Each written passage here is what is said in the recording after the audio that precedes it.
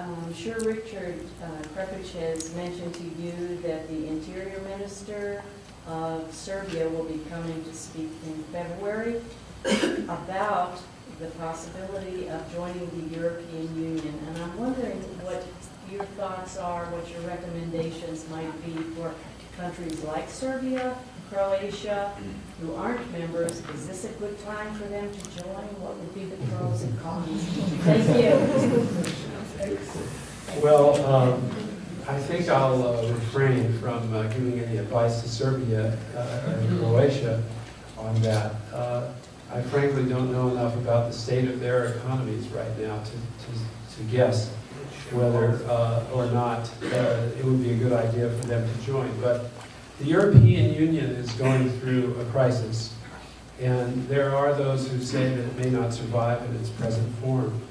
And it was a brilliant idea. I love I don't want to become too obscure about this, but I just think it's so important and interesting, especially as I was trying to say before, because of the relationship to our own federal system in the United States. And the idea of having a common currency in Europe worked great for a while, but it turned out to be a bit of a poisoned chalice for some countries that didn't look after their affairs. But the problem then became that it was also not working so well even for countries like Spain that did not engage in financial and banking abuses and excesses, but were affected by the relentless pressure of the bond markets that economists call contagion that came after Greece, especially after the Greece crisis.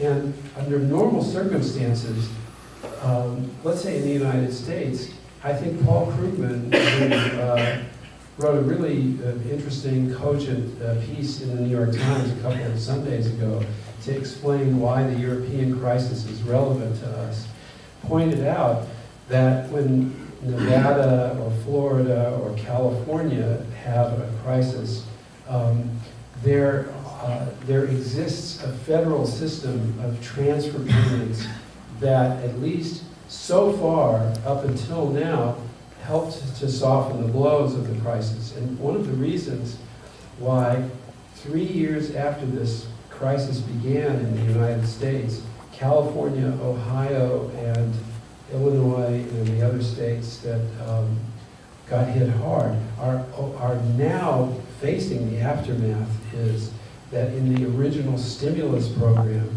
enacted by Congress in early 2009, about a third of it was transfer payments to states, because we have a federal system.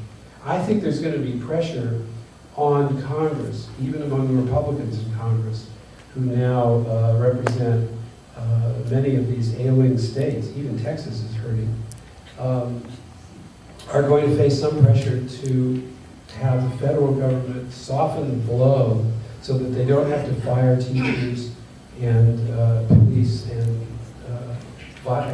current vital services. I know the states may have to do their share of reducing wages and pension benefits, but it can't all be done from that.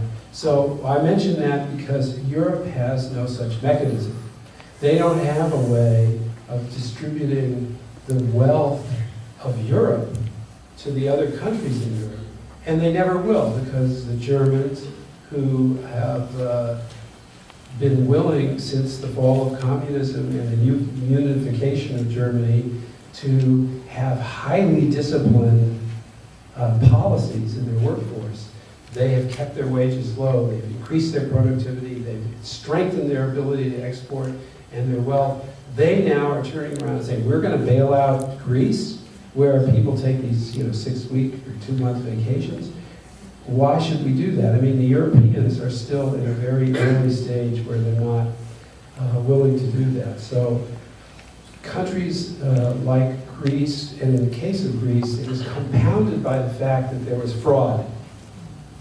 It was only in the when the new government came in that they realized that they had been covering up their financial difficulties. And when I was introduced, it was